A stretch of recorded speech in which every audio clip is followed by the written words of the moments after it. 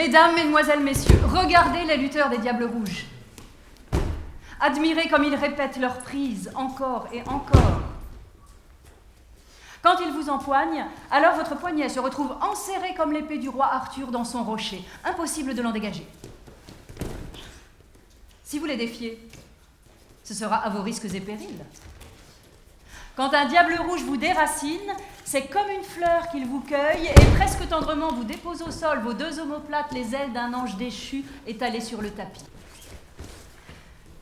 Honorables amis des arts et des lettres, saluez le travail de ces athlètes. Les prises, c'est au centimètre près, au dixième de seconde. Saisir l'instant, voilà, c'est ça le mot. Il faut saisir l'instant. Hé, vous, les Diables Rouges, je vous défie tous.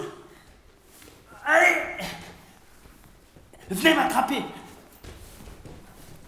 Venez me balancer, venez me projeter, venez me ratatiner, venez me fracasser. Respectable assemblée de vertébrés, je vous le dis, la lutte est née sur terre, elle mourra quand nous quitterons la terre. Ce choix décisif nous transformera en êtres sans centre, sans appui, sans gravité. Nous évoluerons vers un organisme informe d'organes caoutchouteux reliés par des membranes élastiques. La lutte olympique, comme toute autre lutte, est impossible dans l'espace intersidéral. Imaginez, le moindre contact avec votre adversaire vous repousse sur une trajectoire rectiligne inexorable aux confins l'un de l'autre. Ta médaille. Je suis ta première médaille. Tu te souviens, champion, le jour où on s'est rencontrés, quand l'arbitre a levé ta main, ça t'a fait tout drôle. C'était la première fois pour toi. J'étais pendu à ton cou. Tu m'as embrassé, les gens m'ont applaudi. Cette même nuit, tu m'as emmené dans ta chambre. Pourquoi vous avez l'air mélancolique ?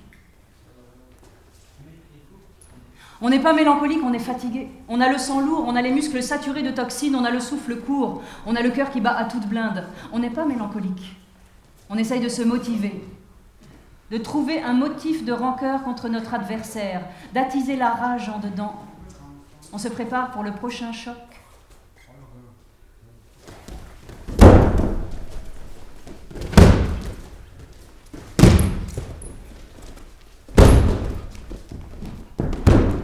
Moi, j'ai un regret, c'est celui de ne plus vous voir rejoindre les lutteurs sur le tapis. Mais ils doivent être nombreux parmi vous, ceux qui le peuvent. Je les encourage. Oui, c'est le mot.